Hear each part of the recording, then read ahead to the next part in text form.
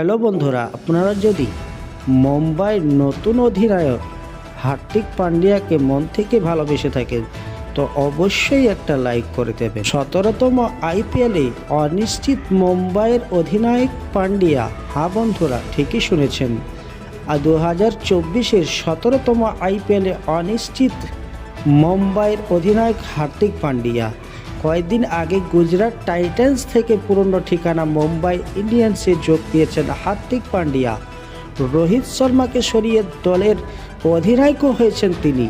এরই মধ্যে তাকে নিয়ে দুঃসংবাদ, আসন্ন আইপিএলে তার খেলা নিয়ে সংখ্যা দেখা দিয়েছে বলে জানা গিয়েছে সংবাদ মাধ্যমে। কিছুদিন আগে শেষ হওয়া বিশ্বকাপে চোট পেয়েছিলেন পান্ডিয়া। বাংলাদেশের বিপক্ষে গ্রুপ পর্বের ম্যাচে নিজের বলে নিজে ফিল্ডিং করতে গিয়ে গোড়ালিতে চোট পান তিনি।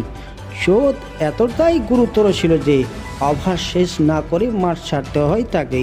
এরপর খেলতে পারেনি নিউজিল্যান্ডের বিপক্ষে। শেষমেশ টুর্নামেন্ট থেকে ছিটকে যান ভারত অলরাউন্ডার হার্দিক পান্ডিয়া। সেই চোট এখনও সারেনি বলে জানা গেছে। আগামী বছরের 29শে মার্চ থেকে মাঠে গড়বে 17তম আইপিএল। তার আগে পান্ডিয়া সুস্থ হবেন কিনা তা নিয়ে জল্পনা রয়েছে বেশ।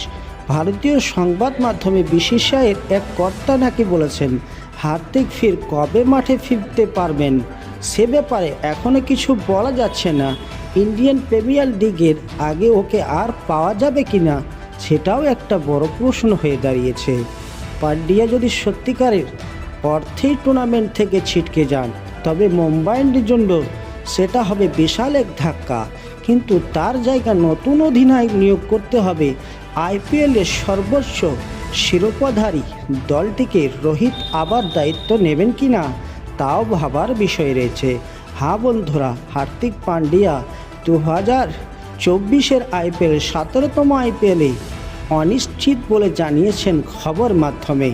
এবং পুনরায় কি রোহিত শর্মাকে মুম্বাই ইন্ডিয়ান্সের ক্যাপ্টেন্সি হিসেবে দেখতে চাইলে অবশ্যই কমেন্ট সেকশনে আপনারা জানাবেন। ধন্যবাদ।